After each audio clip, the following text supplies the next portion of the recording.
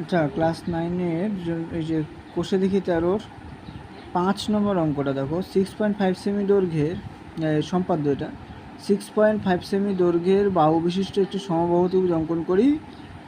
ওই ত্রিভুজের সমান ক্ষেত্রফল বিশিষ্ট একটি সামান্তরিক অঙ্কন করি যার একটি কোণ 45 ডিগ্রি। এইটা কিন্তু খুবই ইম্পর্টেন্ট, স্টার দিয়ে রাখো।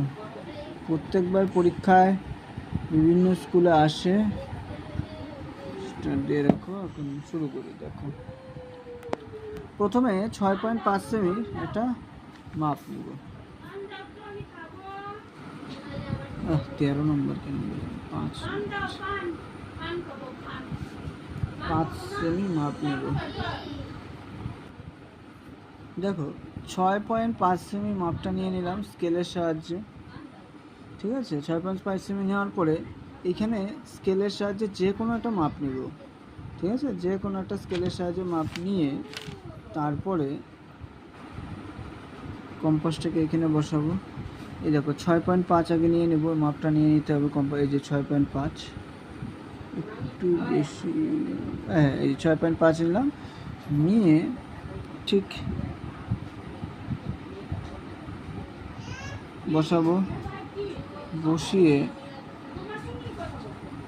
এইখানে কাটবো। ওই একই মাপ নিয়ে এইখানেও কাটবো। কাটার পরে এইখানে বসে ত্রিভুজ অঙ্কন, এটা খুব সহজ ব্যাপার।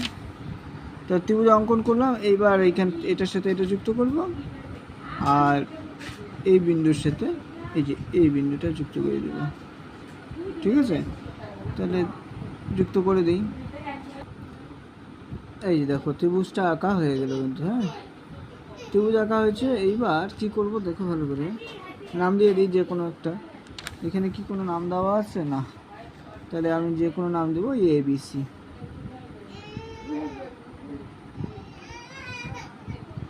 ABC।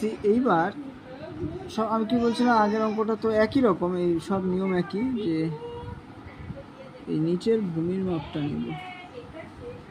এই দেখো, ভূমির মাপটা নেওয়ার পরে নিলাম BCর মাপটা নিয়ে কোথায় কাটবো, এখানে কাটবো। তারপরে ACর মাপটা নিব।